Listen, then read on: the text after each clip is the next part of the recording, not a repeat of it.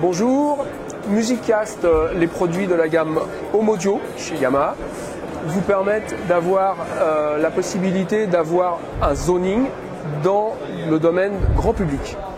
Ces produits grand public ont un intérêt dans le domaine professionnel. Les passerelles que vous voyez ici, une amplifiée, une non amplifiée, vous permettent dans du zoning professionnel d'être connectés à nos matrices qui sont au nombre de 3. Vous allez avoir 3 matrices, MTX3, MTX5 et MRX7D, qui vous permettent de faire du zoning pour des applications home cinéma pour du particulier, du bar, de l'hôtellerie.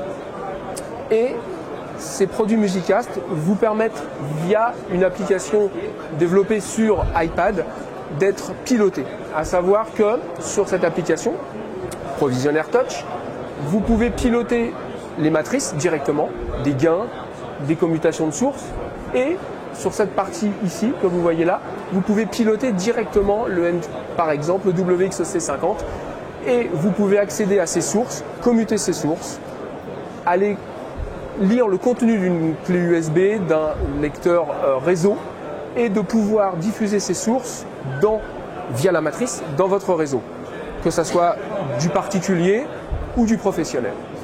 Ces produits, ces matrices peuvent être pilotés également via des boîtiers muraux qui se programment et qui permettent d'aller commuter des sources, régler des volumes par zone, ce qu'on appelle du zoning.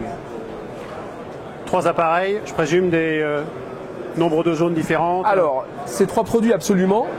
Sur la première, on va être sur du 16-8, 16 entrées, 8 zones. La seconde, 16-24, 16 entrées, 24 zones. La troisième, la plus grosse, 64 vers 64, c'est-à-dire 64 entrées dans 64 zones potentielles. Si on veut rajouter de l'entrée, par défaut, elles ont 8 entrées de base. Vous pouvez rajouter des entrées via des racks d'extension, entrée-sortie. Sur ces modèles-là, vous pouvez également rajouter des cartes d'extension, entrée-sortie également, pour pouvoir avoir plus de sources à diffuser dans vos zones.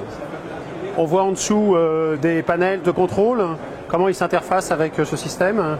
La connectique entre les boîtiers DCP et les matrices, c'est un câble réseau catégorie 5, on ne peut plus classique. Ça se câble directement, très simplement. Et ça permet donc de faire ça des sélections? Absolument, vous programmez ce que vous voulez. Ces boîtiers-là, par défaut, ne savent rien faire. C'est vous qui allez définir ce que va faire ce bouton, ce volume.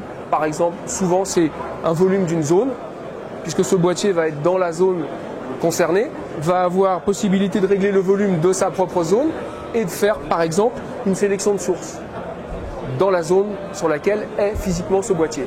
Et vous pouvez donc avoir X boîtiers, un boîtier par zone.